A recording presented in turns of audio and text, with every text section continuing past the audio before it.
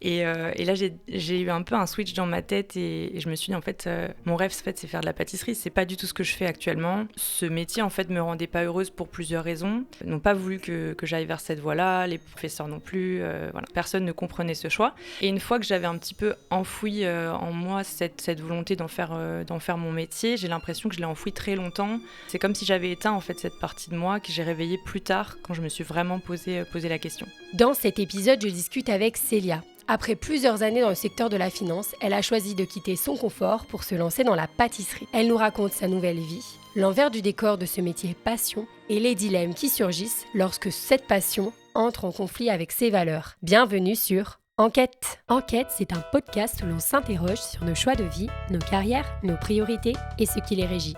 Je suis Désirée, je suis une jeune active et je reviens sans cesse questionner mon quotidien et mes souhaits pour l'avenir. Afin de m'éclairer, j'ai décidé d'échanger avec des personnes qui remettent en question leur parcours et opèrent des changements. Si vous aussi, vous êtes en quête de sens et d'aspiration, rejoignez-nous dans Enquête. Alors bonjour Célia, bienvenue sur Enquête. Bonjour Daisy. Je commence généralement le podcast par cette question qui est toi, aujourd'hui dans ta vie, de manière personnelle et professionnelle, où est-ce que tu te situes ? Est-ce que tu te considères toujours en quête ou est-ce que tu penses que tu as trouvé ta voie ? Oui, alors ta question m'évoque un sentiment que j'ai rarement eu dans ma vie, je pense. C'est le fait, en fait, tout simplement de se sentir à sa place, que ce soit dans son travail ou dans la société, et en fait de trouver un équilibre. Et je pense que, par exemple, cette sensation, je l'ai perdue dans ma vie il y a environ 3 ans, quand j'ai entamé ma reconversion professionnelle. Et en fait, je suis dans une quête perpétuelle de retrouver ce sentiment. Après, je pense que c'est un petit peu comme le bonheur, en fait, c'est plutôt... on est toujours en train d'essayer d'atteindre un idéal, mais on ne sait jamais vraiment si on va l'atteindre et quand on va l'atteindre. C'est une belle entrée en matière. Justement, j'aimerais bien, même si j'aime pas forcément toujours commencer par la même question, qui est la question du parcours, mais est-ce que tu peux nous dire ce que tu faisais avant et ce que tu fais aujourd'hui ? Oui, alors avant, j'étais analyste financière dans un cabinet de conseil qui était spécialisé dans les énergies renouvelables. Donc j'ai fait ça pendant 4 ans après mon école de commerce. Et j'ai entamé une reconversion il y a 2 ans en pâtisserie. Donc j'ai passé mon CAP l'année dernière et cette année, j'ai effectué une deuxième formation qui s'appelle une mention complémentaire en pâtisserie de boutique. Et est-ce que tu peux nous dire pourquoi, du coup, le changement radical ? Alors je comprends qu'on se pose la question parce que c'est un choix effectivement assez radical. Pour le contexte, déjà la pâtisserie c'est une passion pour moi depuis que je suis toute petite. Et après j'étais assez bonne élève, voire très bonne élève quand j'étais jeune. Donc j'ai eu un peu le syndrome de la bonne élève qui a continué à faire des études et un parcours sans vraiment réfléchir à ce qu'elle voulait faire vraiment. Et cette question en fait je me la suis posée très tard. Quand j'étais, je pense, en école de commerce. Et une fois que j'étais en école de commerce, j'ai essayé de trouver un métier qui conciliait au maximum mes valeurs avec les métiers possibles. Donc c'est pour ça que je me suis dirigée vers les énergies renouvelables. Mais au bout de 4 ans, en fait, je me suis rendu compte que ce métier, en fait, me rendait pas heureuse pour plusieurs raisons. Déjà, il y avait un manque de passion, même s'il y avait un intérêt intellectuel et que j'ai appris énormément de choses. Je me suis beaucoup amusée à certains moments. Et ensuite, il y avait peut-être un manque de sens pour moi, parce que même si on travaille dans les énergies renouvelables, on fait quand même du conseil financier. Et en fait, c'est loin d'être un milieu de bisounours. Et finalement, ce qu'on fait... en vulgarisant énormément, c'est finalement enrichir des gros fonds d'investissement et des grosses compagnies pétrolières. Donc j'avais un petit peu un problème avec ça. Et à partir de là, ça a été comme une évidence quand même pour moi de me diriger vers la pâtisserie. À partir du moment où j'ai vu que je voulais pas forcément évoluer dans ce secteur-là, ça a été comme une évidence, le fait d'essayer de tenter ma chance en pâtisserie. Et aussi, point important, parce que mon métier était quand même très intéressant, j'avais une très bonne qualité de vie auparavant, c'est en fait les perspectives d'évolution dans lesquelles me projetais pas du tout. En fait, c'est un métier où on est très porté sur les chiffres quand on est assez junior, et après on évolue vite vers de la négociation. Enfin voilà, je veux pas embêter les auditeurs avec ça, mais voilà, ça se tourne très vite vers de la négociation et un travail qui se rapproche beaucoup de ce que ferait un avocat pour moi. Et ça me convenait pas aussi. J'ai envie de revenir sur le fait que tu dis la question finalement de la reconversion, elle est venue très tard. Ce questionnement-là, je l'ai eu très tôt, en fait, dans ma vie scolaire. Je l'ai eu plutôt au collège, donc à la fin du brevet, au moment de l'orientation vers le lycée. Où vraiment, moi, c'était une évidence pour moi, même si j'étais bonne élève, de vouloir aller passer mon CAP en pâtisserie et d'être pâtissière. Après, j'ai été vite bloquée donc, par mon environnement familial, hein, même si j'ai vite cédé. Mes parents n'ont pas voulu que j'aille vers cette voie-là, les professeurs non plus. Voilà, personne ne comprenait ce choix. Et une fois que j'avais un petit peu enfoui en moi cette volonté d'en faire mon métier, j'ai l'impression que je l'ai enfoui très longtemps, au point que même quand j'étais en capacité de décider, après le bac, en fait, c'est comme si j'avais éteint en fait, cette partie de moi que j'ai réveillée plus tard, quand je me suis vraiment posé la question. Et du coup, aujourd'hui, comment est-ce que tu perçois ça? Le fait que tu as été bloqué par... Donc effectivement, il y a eu un épisode où il y a une sociologue qui racontait que l'environnement familial, c'est un peu les premiers, donc les parents, les proches qui ont un impact sur ce qu'on va décider de faire. Et ensuite... ceux que j'avais pas mal sous-estimés, mais qui ont un impact ultra important aussi, c'est les professeurs. Et donc toi, avec du recul, comment est-ce que tu le perçois, ça? C'est difficile d'en vouloir aux gens, je trouve, déjà parce qu'à posteriori, je suis très contente d'avoir eu ce parcours-là et d'avoir ce double cursus, d'avoir les compétences d'une école de commerce et maintenant les compétences techniques et manuelles du métier de pâtissier. Après, oui, bien sûr, en tant qu'enfant à l'époque, j'aurais aimé que mes parents réagissent différemment. Je pense qu'il y a un gros travail à faire en France, parce que c'est le système que je connais, mais peut-être même dans le monde en général, face à l'orientation des jeunes. Et peut-être arrêter de pousser forcément les bons élèves à aller vers des métiers dits d'excellence, mais plutôt à les emmener vers les métiers qu'ils veulent vraiment faire. Après, peut-être que c'est un choix qui se discute plus une fois qu'on a passé son bac. Un bac général, peut-être, c'est vrai qu'au moment du brevet, enfin, à la fin du brevet. Au moment où, par exemple, donc, pour intégrer une école de commerce, c'est quoi en gros le petit parcours que tu as fait? Tu as fait une prépa? Voilà, un bac S classique et après une prépa de 2 ans. Et du coup, comment est-ce que tu vis donc une prépa? Je suppose une charge de travail ultra importante. À ce moment-là, donc tu racontes, tu es dans un tunnel. C'est-à-dire que tu as enfoui vraiment la pâtisserie et tu te dis à aucun moment la question, même, je sais pas, pendant que tu es en train de réviser, tard le soir, à aucun moment la question revient. Non, vraiment, à cette époque-là, je pense que je blaguais beaucoup sur le fait d'ouvrir une pâtisserie plus tard, quand je ferais ma crise de la quarantaine. En fait, ça a toujours été un peu dans ma tête, mais beaucoup plus tard. Et en sortant du bac, je voulais surtout faire quelque chose qui me stimulait intellectuellement, qui restait assez général, parce que j'avais en fait aucune idée de ce que je voulais faire plus tard. Et en fait, comme j'avais les capacités d'aller en prépa, je me suis dit pourquoi pas. Après, ça a été très dur, hein, forcément, la prépa, c'est pas un parcours de santé, mais je l'ai très bien vécu quand même globalement, parce que j'ai eu un très bon groupe d'amis à l'époque. Et que j'étais dans une prépa qui était, on va dire, relativement moyenne, où on avait beaucoup d'entraide entre les élèves et l'esprit de compétition n'était pas vraiment très développé comparé à d'autres écoles parisiennes. Et donc tu nous racontes effectivement comment tu en es arrivé à te dire que finalement ça te correspondait plus, ce secteur-là. Il n'y a pas eu un moment, un switch, un déclic.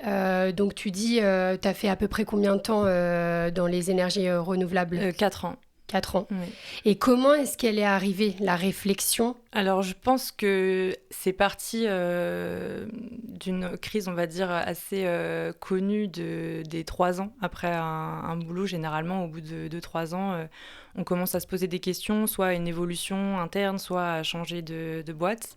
Sauf qu'en fait, moi, j'étais déjà dans une super structure. Je pense que j'aurais pas pu trouver mieux en termes humains dans ce secteur-là. Donc, je me voyais pas aller dans une autre entreprise. Et c'est à ce moment-là où je me suis dit, en fait, j'ai pas envie de changer de boîte, j'ai pas envie d'évoluer dans la boîte au vu du métier et des changements qui en découleraient. En fait, j'ai peut-être envie de changer de métier. Et j'ai une anecdote par rapport à ça que j'ai pas forcément beaucoup racontée parce que je la trouve un peu cucu, on va dire. Mais à l'époque, s'il y a eu un déclic, c'est peut-être à ce moment-là où en fait je suis quelqu'un qui rêve beaucoup, mais je me souviens pas du tout de mes rêves. Et j'avais décidé à l'époque de me réveiller chaque matin et d'essayer de noter mes rêves. C'est quelque chose que beaucoup de gens conseillent. Voilà. C'était une amie qui m'avait conseillé ça. Un matin, je me suis réveillée pour le faire. Et j'avais un petit carnet où j'avais marqué rêve à écrire, etc. Et en fait, je sais pas, il y a une réflexion qui s'est entamée dans ma tête parce que j'essayais de découvrir quelles étaient les choses dont je rêvais la nuit, mais je me suis dit, mais en fait, de quoi je rêve le jour? Quels sont mes rêves? Et là, j'ai eu un peu un switch dans ma tête et je me suis dit, en fait, mon rêve, en fait, c'est faire de la pâtisserie, c'est pas du tout ce que je fais actuellement. Et je pense aussi à un élément important dans le contexte, c'est que j'avais pris confiance en moi à cette époque. Ce travail, cette entreprise, cet environnement qui était quand même très bienveillant, où j'ai énormément appris et je me suis beaucoup amusée à certains moments, m'avait mis en confiance. Et je pense que c'est la première fois de ma vie où j'ai vraiment eu la sensation d'avoir confiance en moi.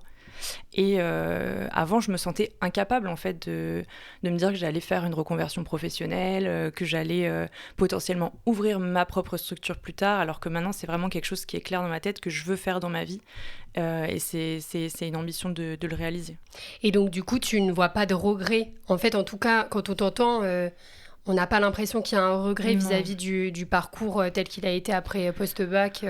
Non, non, j'ai vraiment pas de regrets. Je pense que je me suis bien préparée, surtout à cette reconversion. Elle a duré quand même, je pense, 1 an et demi, 2 ans entre le moment dont je parlais où j'ai fait le switch dans ma tête et vraiment le fait que je quitte ma boîte et que j'entame ma formation. Et j'ai été préparée à tous les inconvénients.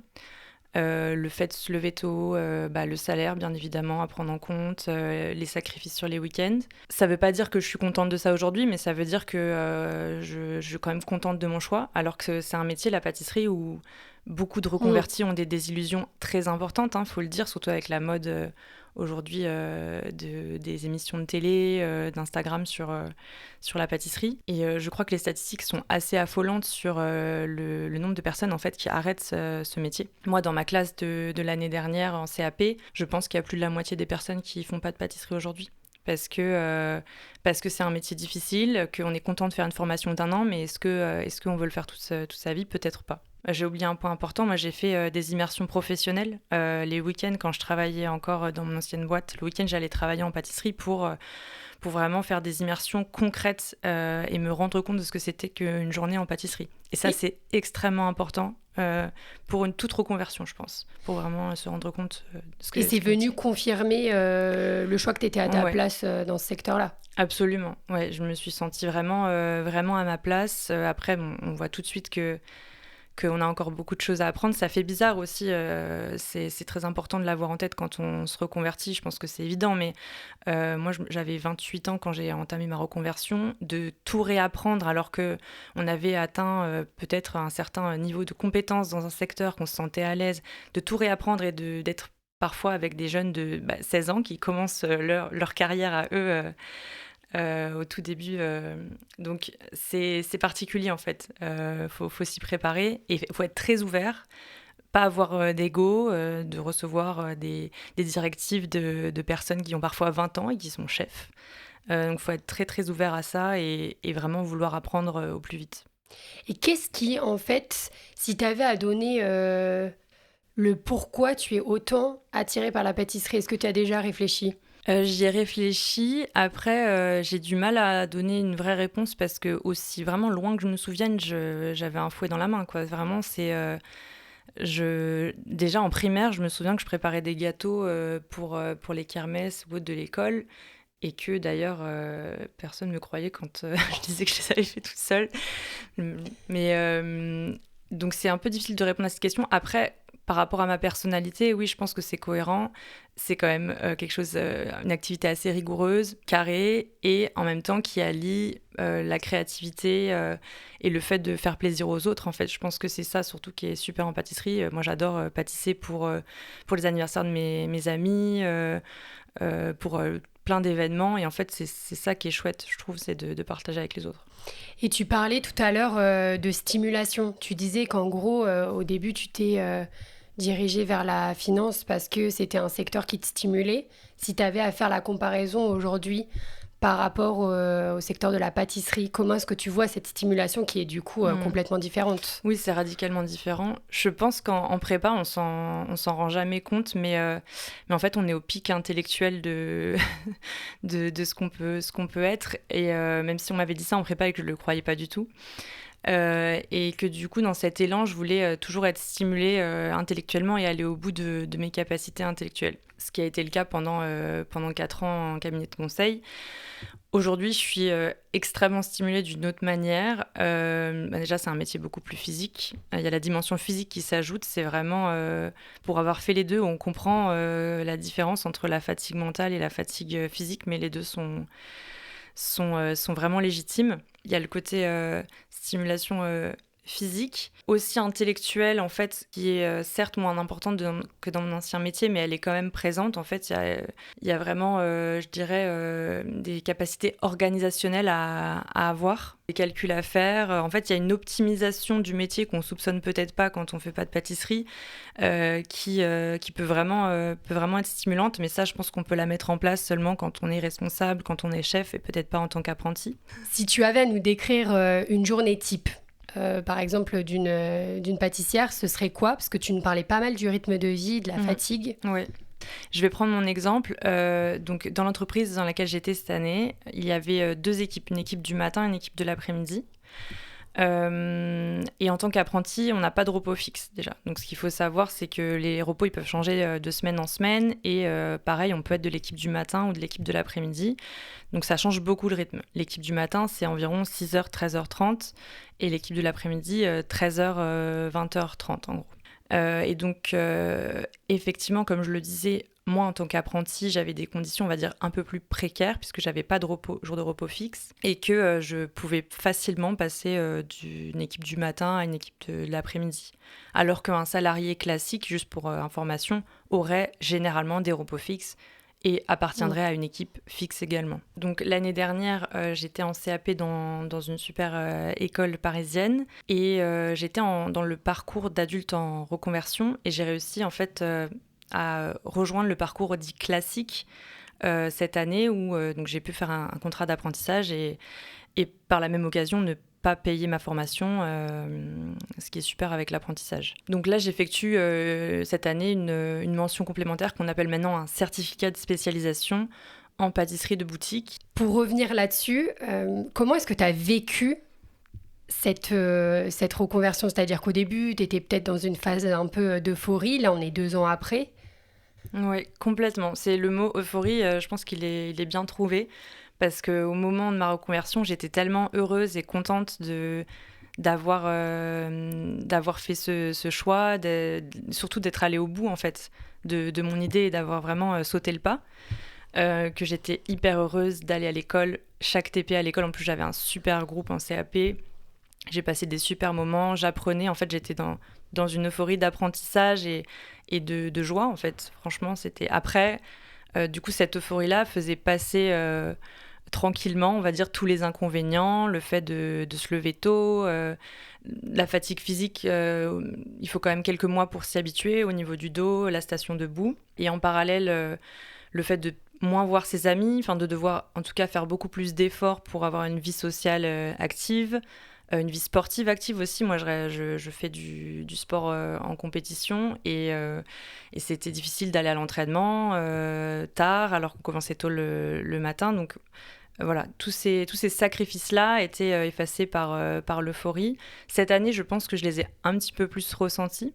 Mais je regrette toujours pas mon choix. Et je pense que, tu vois, quand tu parlais de quête au début du podcast, c'est vraiment là où tout se joue. C'est une fois passé l'euphorie, comment trouver l'équilibre, comment trouver cette place, en fait, où on est bien.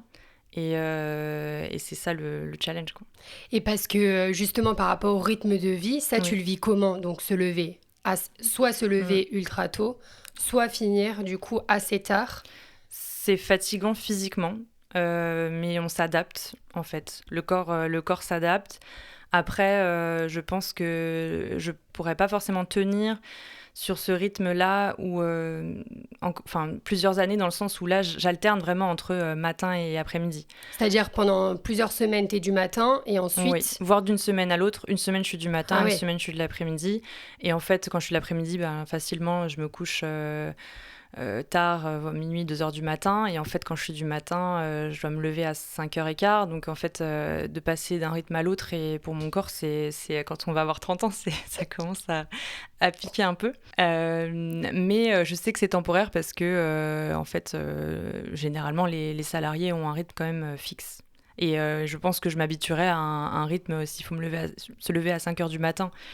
Mais tous les jours, je pense que vraiment mon corps s'habituerait beaucoup plus. Et tu parlais de ta vie sociale. Oui. Comment est-ce que ça, tu le ressens du coup? C'est-à-dire être en décalage avec tes amis? C'est quelque chose que j'ai plus ressenti cette année. C'est pas agréable, mais en fait, il y a aussi le truc de se donner les moyens. En fait, toute une question d'effort, d'organisation pour moi. C'est pas facile, mais c'est faisable. Et puis après, on fait un tri aussi dans ses amis, forcément, ceux qui font les efforts pour s'adapter à ton emploi du temps aussi de leur côté et les autres. Et tu parlais également de la situation financière, que le fait que tu étais préparée donc, à avoir passé d'un salaire, je suppose, quand même assez haut, à un salaire aujourd'hui qui est proche du SMIC, ouais. Qui est même égal au SMIC. Et du coup, ça, tu étais préparée à ça? Oui.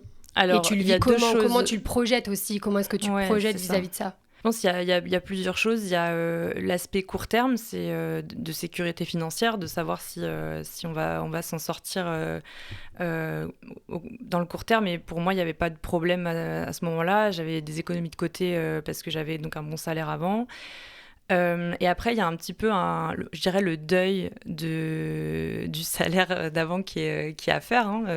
Avant, j'avais un train de vie différent où je partais aussi en week-end. Franchement, je sais pas, 2 à 3 week-ends par mois. Ce que je peux plus faire aussi parce que j'ai plus samedi, dimanche, mais ça, c'est une autre histoire. Donc, il y a ce deuil du salaire et de la qualité de vie à avoir. Après, on se rend compte qu'en fait, déjà, je me suis rendu compte personnellement que je dépensais pas tant que ça, sans trop me restreindre. Et qu'en fait, les choses qui me faisaient plaisir, c'était des choses assez simples et pas des choses qui demandaient un salaire extravagant. Et après, parce que, faut le dire, parce que dans le contexte, pour moi, c'est important, je me sentirais un peu hypocrite de ne pas le dire. Le fait d'avoir un environnement familial qui serait là pour me soutenir au cas où il y aurait eu un problème, bien évidemment, ça fait une soupape de sécurité qui fait qu'on aura moins de freins, forcément, il faut le dire. Tu m'as tendu une perche, justement, avec le fait que tu reparles de ton environnement familial. Je voulais te poser la question de comment a été vécu... comment a été vécu pour toi, je pense qu'on commence à le savoir, mais du coup, tu as tenu au courant, je suppose, ta famille. Oui. Comment est-ce que ça a été perçu, ce changement ? Tu l'as fait tout de suite ? Alors, je pense que la première personne au courant, ça a été ma sœur, qui m'a soutenue à 1000%, et je la remercie encore pour ça, mais j'avais aucun doute là-dessus, qui était pas tant étonnée. Je pense qu'en fait, de manière générale, dans ma famille, les gens n'étaient pas étonnés du choix, ils étaient étonnés du timing, parce qu'ils pensaient que j'allais le faire beaucoup plus tard. Ouais. Après, j'ai fait le choix personnel de ne pas le dire à mes parents avant vraiment d'avoir été acceptée à l'école et d'être sûre de mon choix, d'avoir entamé les démarches avec mon entreprise, en fait, pour ne pas les laisser m'influencer. J'avais pas envie d'avoir des débats. Voilà, j'avais 28 ans à l'époque, j'étais adulte, mais j'avais pas envie de me laisser influencer par mes parents et je voulais que ce soit pour le coup mon choix. Et je pense que c'est le seul choix véritable que j'ai fait dans ma vie professionnelle, qui était vraiment très réfléchi. Et voilà. Et après, comment mes parents l'ont pris plutôt bien. Après, je pense que mon père surtout était plutôt, enfin c'est de l'inquiétude en fait de savoir comment ça va se passer, quel est le plan précis.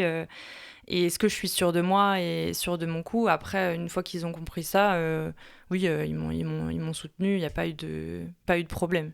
Mais effectivement, j'avais un peu une appréhension, je pense, un peu d'enfant finalement face au jugement des parents. Et c'est pour ça, je pense que j'ai pas voulu leur dire avant que ce soit vraiment fait et sûr à 100%. Ce qui semble logique vis-à-vis du fait que tu leur avais Oui, partagé quand tu étais absolument. jeune et que finalement, ils t'ont orienté vers une autre voie.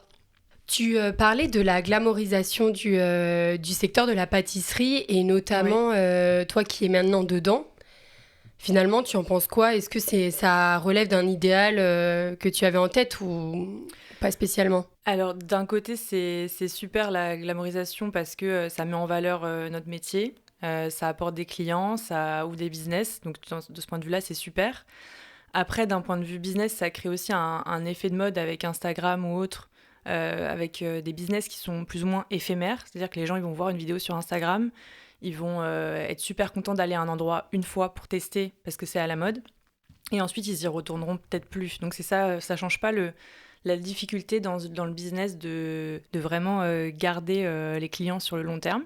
Après, d'un point de vue du personnel, c'est plus compliqué parce qu'on se retrouve avec des gens qui se reconvertissent et qui ont une idée de la pâtisserie qui est assez fausse, qui pensent qu'ils vont être sur leur vidéo Instagram à déposer des petites finitions avec une pince, alors qu'en fait, c'est pas du tout la réalité du métier. Et ça crée des déconvenus. Moi, je pense que j'étais bien préparée, comme je le disais, au côté difficile du métier, à la vie sociale, à plein de choses. La seule chose à laquelle j'étais pas préparée, c'est peut-être les gens avec qui j'allais travailler. En fait, on s'en rend pas compte avec le temps, mais quand on grandit, quand on construit une carrière dans un secteur, dans un cercle social, dans un cercle d'amis, on s'enferme un petit peu dans une bulle avec des gens qui pensent comme nous, qui interagissent comme nous, etc.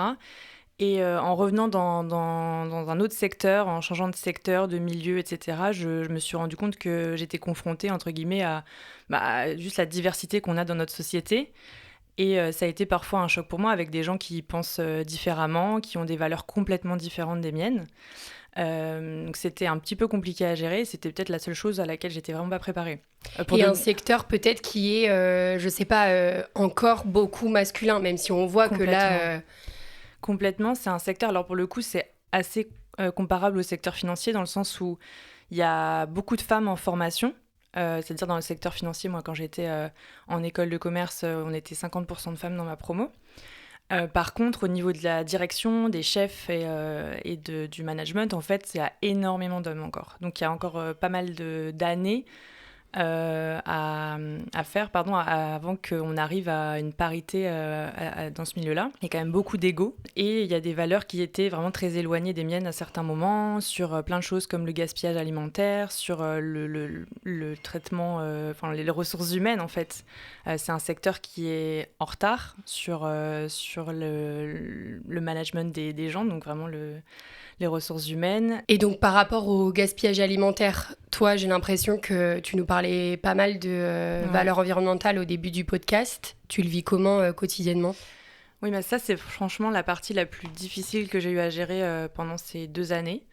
Parce que pour autant, avant ma reconversion, j'avais un métier qui était en accord avec beaucoup de valeurs, mais pour lequel j'avais pas de passion véritable. Là, j'ai inversé le curseur, donc j'ai un métier qui me passionne, mais qui n'est plus du tout en accord avec mes valeurs, notamment l'environnement. Il y a des choses qui me semblaient acquises et basiques qui ne sont pas du tout mises en place dans le secteur de la pâtisserie. On parle vraiment de choses basiques comme le recyclage, du plastique, du carton, du verre. Il y a énormément d'entreprises où tout se met dans la même poubelle. Voilà, ça peut paraître anecdotique. Facilité. Par facilité, par contrainte, par par aussi le fait que je pense que les salariés se cachent derrière l'entreprise. C'est un peu on fait comme ça ici, personne prend la responsabilité.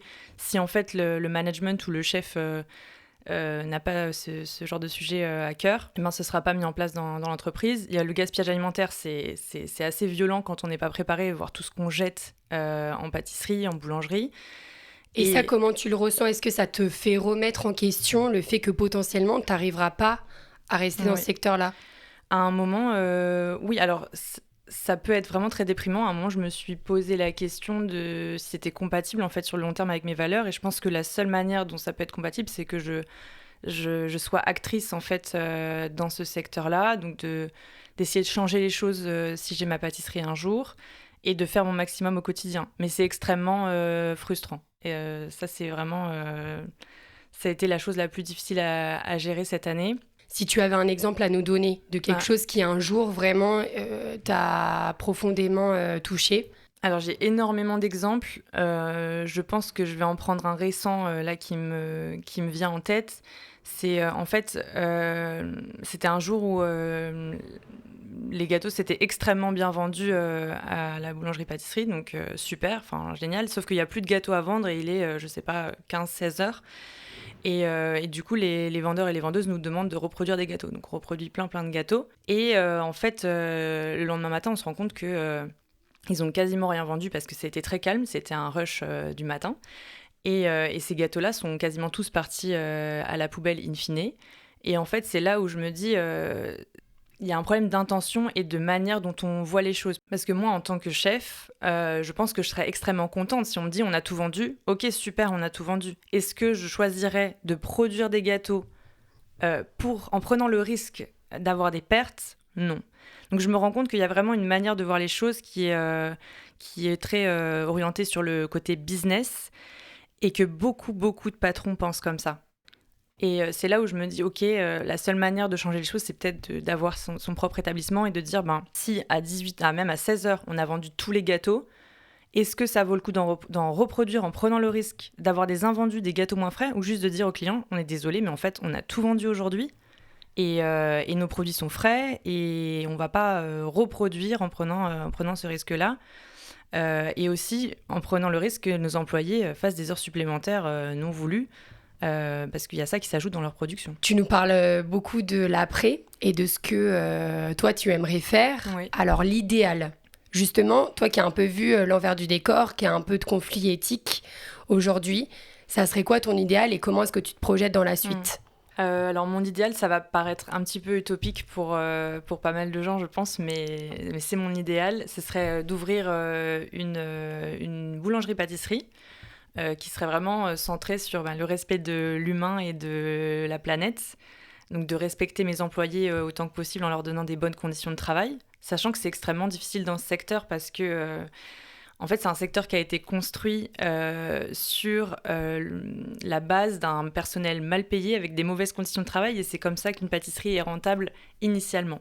Et c'est extrêmement difficile d'être rentable en, par exemple, payant correctement ses apprentis un SMIC au lieu de 300, 400, 500 euros en fonction de l'âge de l'apprenti. Donc ce serait déjà centré sur le respect du personnel et également sur le respect de la planète. Limiter le gaspillage alimentaire, choisir des bons produits de saison. Par exemple, ne pas faire de tarte framboise ou de fraisier en décembre, parce qu'on en voit encore énormément des pâtisseries qui font ça. Après, je sais que ce sera très difficile et que ça se répercutera potentiellement sur le prix des consommateurs, mais moi mon idée c'est d'avoir une gamme assez variée de produits pour que ce soit ouvert à tous. C'est-à-dire peut-être que les gâteaux avec des matières premières bio ou en circuit court seront plus chers, mais il y aura toujours des produits accessibles financièrement dans mon établissement. Voilà comment je verrais ma pâtisserie. Et comme tu nous parlais de tes conditions, notamment ta vie sociale, comment est-ce que tu imagines un bon équilibre entre ta vie perso et ta vie pro avec ta passion qui, j'ai l'impression, dans un secteur aussi dur, peut être difficile à combiner? Alors moi, personnellement, ce qui serait important pour moi en tant que salarié, si je devais postuler dans une entreprise, je regarderais les jours de repos fixes, par exemple. Ça, pour moi, c'est C'est vraiment très important et c'est pas acquis pour tout le monde d'avoir des jours de repos fixes, d'avoir des heures supplémentaires payées. Et d'avoir des heures supplémentaires voulues. C'est-à-dire que pour moi, le pire dans mon équilibre vie pro, vie perso, c'est d'arriver le matin et de ne pas savoir à quelle heure je vais partir le soir. Si la veille, par contre, mon patron vient me voir et vient me dire écoute, là, on est en galère, on a besoin je sais pas, on a une grosse commande pour demain où il y a beaucoup de travail, est-ce que tu peux faire 2-3 heures sup demain et après-demain ? Aucun problème. Ce qui paraît évident, évident, mais qui n'est absolument pas acquis dans ce secteur-là. Et il y a plein de journées avec des chefs différents où en fait tu travailles, ton heure de départ est largement dépassée, mais personne ne te dit rien et personne ne te dira de partir et de rentrer chez toi. C'est très rare quand même. Là, c'est quoi les prochaines étapes ? Alors, les prochaines étapes pour moi, donc là j'ai terminé mon diplôme. Je vais faire un break de 5-6 mois où je vais déménager de Paris. Je vais partir en voyage, potentiellement faire quelques extras pour faire un gros break qui était vraiment attendu depuis ma reconversion depuis 2 ans. C'était quelque chose que j'avais en tête et je ne l'ai pas encore fait. Et ensuite, mon idée, ce serait de partir à la montagne pour faire une saison d'hiver au ski, en pâtisserie toujours, potentiellement dans un hôtel. Et après ça, je ne sais pas encore.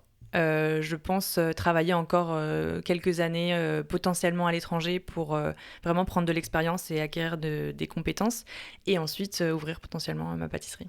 Et ça te fait pas peur là de quitter Paris, d'être un peu dans le flou, de reprendre finalement un peu tout à zéro, arriver à la trentaine, se dire bon bah voilà où je vais? Alors oui, ça fait peur, mais je pense qu'aujourd'hui, j'étais en quête de cette liberté et du fait de ne pas savoir où j'allais. En fait, j'ai passé toute ma vie à connaître un peu les étapes d'après. Le parcours linéaire, le Exactement. Et là où j'ai vraiment commencé à me poser des questions, c'était quand j'étais salariée. Parce qu'en fait, je me suis dit là, c'est quoi la prochaine étape ? J'ai toujours enchaîné les études et une fois que je suis arrivée à mon premier boulot, j'avais plus d'étape suivante. Et au début, ça m'a fait super peur. Et en fait, c'est tout ce questionnement qui est arrivé à ma reconversion. Et maintenant, je suis assez contente en fait, de ne pas savoir où je serai dans un an. Je n'ai pas envie de mettre une pression. Et au contraire, même, ça me fait un petit peu peur de m'engager dans des choses. Je pense que je suis dans une quête de liberté qui va me permettre, qui est transitoire et qui va me permettre de vraiment savoir là où je veux aller. Et pour moi, c'est impossible pour quelqu'un de deviner 1 an à l'avance ce qu'il voudra faire. On change, on évolue, on peut avoir des plans, on fait des projets, et c'est super important, ça donne envie de se lever le matin. Mais pour moi, il faut continuellement s'adapter. Et ça, c'est quelque chose que j'ai vraiment dû apprendre, parce que dans ma personnalité, je ne suis pas quelqu'un de, initialement, très flexible, je suis très carrée, j'aime bien que les choses soient planifiées et je pense que je suis en train de profondément changer ça en moi et d'apprécier le côté inconnu et non planifié des choses. Je pense qu'on va conclure là-dessus, sur ces paroles positives et je te remercie de l'échange. Merci beaucoup Daisy. Ce qui m'a marqué dans le témoignage de Célia, c'est lorsqu'elle nous explique que la pâtisserie était une envie qu'elle avait longtemps enfouie, presque éteinte. Cela fait écho à un épisode précédent enregistré avec Camille, sociologue, où l'on parlait de l'influence de la famille dans nos parcours. Enfant, on intériorise beaucoup. La famille, puis l'école, façonnent nos choix bien plus qu'on ne le pense et laisse souvent une empreinte durable. L'histoire de Célia nous rappelle à quel point se réapproprier son désir peut être difficile, mais profondément libérateur. Si vous souhaitez témoigner, n'hésitez pas à m'écrire et si l'épisode vous a plu, je vous invite à vous abonner. À très vite sur Enquête.